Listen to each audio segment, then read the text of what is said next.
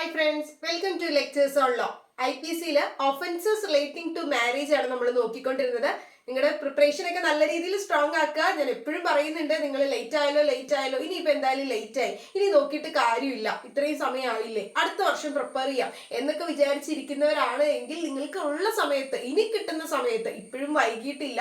കാരണം ഇനിയും ഒരു ഡേയ്സ് ഉണ്ട്, നിങ്ങൾക്ക് നോട്ടിഫിക്കേഷൻ വന്നിട്ടില്ല, നോട്ടിഫിക്കേഷൻ വന്നിട്ടുള്ള എക്സാം നടക്കുന്ന വരെയുള്ള സമയങ്ങളുണ്ട്. അപ്പൊ ഇനിയുള്ള ആ ഒരു സമയങ്ങളിലെങ്കിലും നിങ്ങളുടെ ബെസ്റ്റ് പാർട്ട് കൊടുക്കാൻ ശ്രമിക്കുകയാണ് എങ്കിൽ നിങ്ങൾക്ക് ഈ ക്ലിയർ എക്സാം എന്തായാലും ക്രാക്ക് ചെയ്യാൻ സാധിക്കുന്നതായിരിക്കും. സോ നിങ്ങൾ ബെസ്റ്റ് ആയിട്ട് നിങ്ങളുടെ എഫോർട്ട് ഇട്ട് പഠിക്കുക. അപ്പൊ നമ്മൾ ക്ലിയർ IPCയുടെ ക്ലാസ് അപ്ലോഡ് ചെയ്തിട്ടുണ്ടായിരുന്നു, കണ്ടിട്ടില്ലാത്തവർ അതെല്ലാം കണ്ടു നോക്കി യൂസ്ഫുൾ ആക്കുക. ഓക്കെ, അപ്പോൾ ഒഫൻസസ് റിലേറ്റഡ് ടു മാരേജ് ആണ് നമ്മൾ അടുത്ത പോർഷൻ നോക്കുന്നത്. ഒഫൻസസ് റിലേറ്റഡ് ടു മാരേജില് 493 ആണ് ആദ്യത്തെ സെക്ഷൻസ്. അല്ല, ഞാൻ ഇമ്പോർട്ടന്റ് ആയിട്ടുള്ള സെക്ഷൻസ് എടുത്തു പറയാം, അത് നിങ്ങൾ കുറച്ചും കൂടി ശ്രദ്ധിച്ചു നോക്കിയാൽ മതി, ബാക്കിയുള്ളത് പറഞ്ഞു പോകുന്നുണ്ട്. അപ്പൊ 493 എന്ന് പറയുന്നത് മോക്ക് മാരേജ് ആണ്.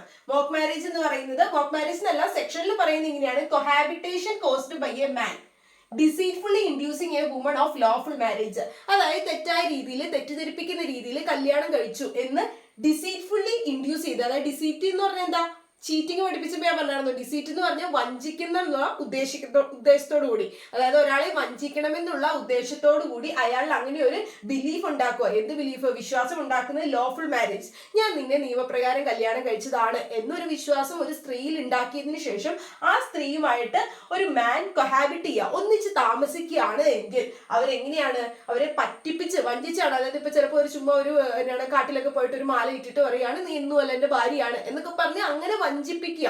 അപ്പൊ അങ്ങനെ നീ എന്റെ ഭാര്യയാണെന്നുള്ള വ്യാജേനെ പറ്റിച്ചിട്ട് അവരുമായിട്ട് ഒന്നിച്ച് താമസിക്കുകയാണ്, അവരിൽ അങ്ങനെ ഒരു വിശ്വാസം ഉണ്ടാക്കിയെടുത്തിട്ട് വഞ്ചനയിലൂടെ. അപ്പൊ അതിന് എത്രയാണ് കിട്ടുന്നത്? 493 പ്രകാരം മോക്ക് മാരേജ് ആണ് അത് പറയുന്നത്. തെറ്റിദ്ധരിപ്പിക്കുന്ന രീതിയിൽ കല്യാണം കഴിച്ചു എന്ന് വ്യാജേന അവരുമായി കൊഹാബിറ്റ് ചെയ്താൽ 10 years വരെ ഇംപ്രസൺമെന്റ്, 10 വർഷം വരെ ഇംപ്രസൺമെന്റ്, തടവ് ശിക്ഷയും ഫൈനും ആണ് കിട്ടുന്നത്. ഇനി അടുത്തത് 494 സെക്ഷൻ, അതൊന്നും ഓർത്തില്ലെങ്കിൽ കുഴപ്പമില്ല. 494 നിങ്ങൾ ഓർക്കുക. 494 ബൈഗമിയാണ് പറയുന്നത്. ബൈഗമി എന്ന് പറഞ്ഞാൽ എന്താ? ഒരു ഹസ്ബൻഡോ വൈഫോ, ഇത് മാൻ മാത്രമേ പണിഷബിൾ ആകുള്ളൂ, ഇത് പുരുഷൻ ചെയ്താൽ മാത്രമേ. Cohabitation caused by a man, ഒരു പുരുഷൻ ഒരു സ്ത്രീയെ ഇങ്ങനെ ഡിസീറ്റ്ഫുൾ ആയിട്ടുള്ള രീതിയിൽ കല്യാണം കഴിപ്പിച്ചു എന്ന് വ്യാജേന ഒന്നിച്ച് താമസിച്ചാൽ ആ പുരുഷന് മാത്രം കിട്ടുന്ന ഒരു കുറ്റമാണിത്, പുരുഷൻ മാത്രം ചെയ്യുന്ന ഒരു കുറ്റമായിട്ടാണ് ഇത് കണക്കാക്കുന്നത് 493. പക്ഷെ 494 അങ്ങനെയല്ല. ബൈഗമി എന്ന് പറഞ്ഞാൽ സ്ത്രീക്കും പുരുഷനും രണ്ടുപേർക്കും ആപ്ലിക്കബിൾ ആ. അതായത് ഒരു സ്ത്രീയോ ഒരു പുരുഷനോ അവർ മാരീഡ് ആണെങ്കിൽ അവരുടെ ഹസ്ബൻഡോ വൈഫോ ജീവിച്ചിരിക്കുന്ന സമയത്ത്, അതായത് പാർട്ട്ണർ ജീവിച്ചിരിക്കുന്ന സമയത്ത് അവർ മറ്റൊരു കല്യാണം കഴിച്ചാൽ ബൈഗമി എന്ന് പറയുന്ന ഒഫൻസ് ആണ് ചെയ്യുന്നത്. ബൈഗമി എന്ന് പറയുന്നത് marrying again during the life time of husband or wife. ഹസ്ബൻഡോ വൈഫോ ജീവിച്ചിരിക്കുന്ന സമയത്ത് അവർ എഗെയിൻ മാരി ചെയ്യുകയാണെങ്കിൽ അത് ബൈഗമി എന്ന് പറയുന്ന ഒരു ഒഫൻസ് ആണ്. 7 വർഷം വരെ ഇംപ്രസൺമെന്റും ഫൈനും കിട്ടാവുന്ന ഒരു കുറ്റമാണത്.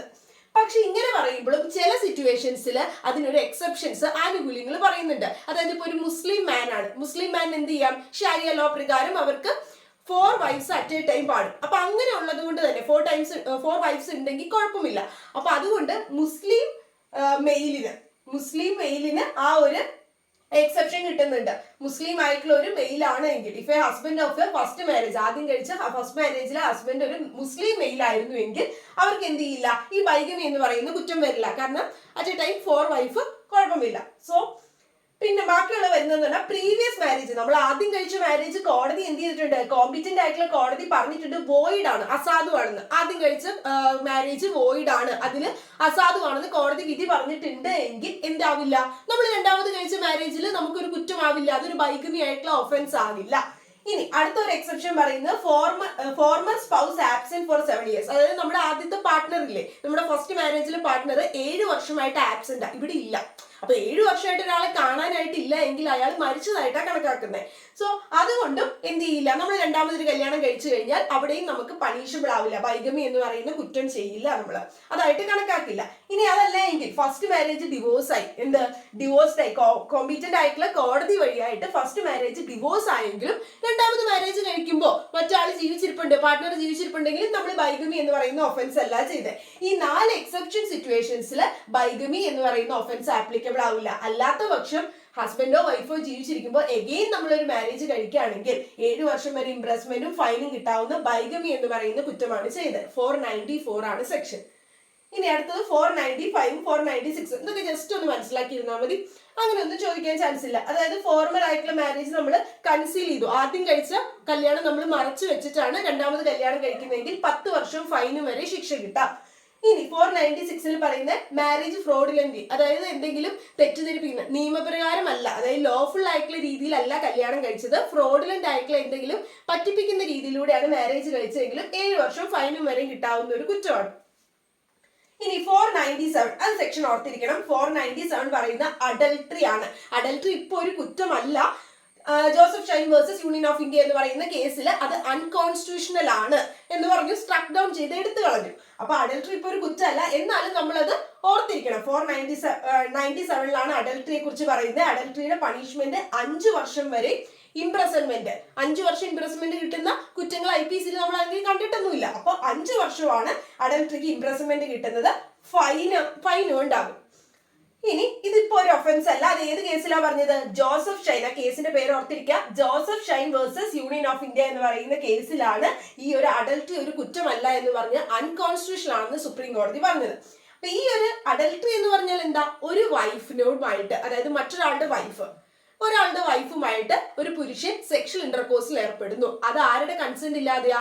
ആ ഹസ്ബൻഡിന്റെ സമ്മതം ഇല്ലാതെ.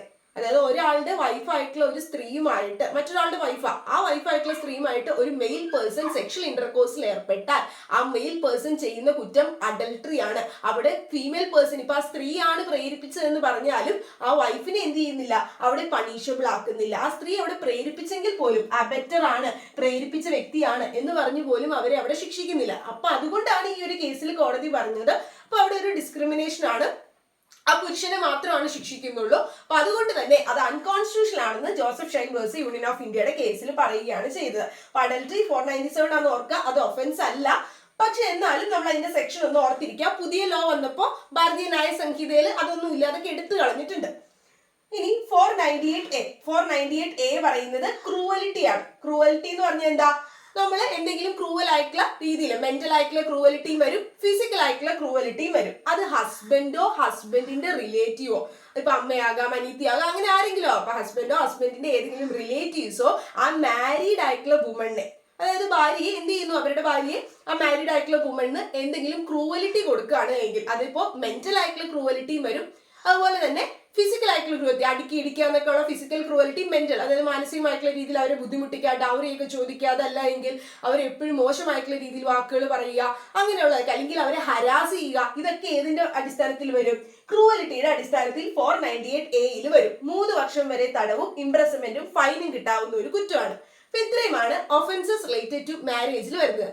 സോ നിങ്ങൾക്ക് ക്ലാസ് മനസ്സിലായി എന്ന് വിചാരിക്കുന്നു. ആദ്യമായിട്ടാണ് ചാനൽ കാണുന്നതെങ്കിൽ നിങ്ങളുടെ ക്ലിക്ക് വേണ്ടി പ്രിപ്പയർ ചെയ്യുന്ന ഫ്രണ്ട്സിനും അല്ലെങ്കിൽ LLB സ്റ്റുഡൻസിനൊക്കെ വീഡിയോ ഷെയർ ചെയ്ത് കൊടുക്കുക. So thank you for watching students.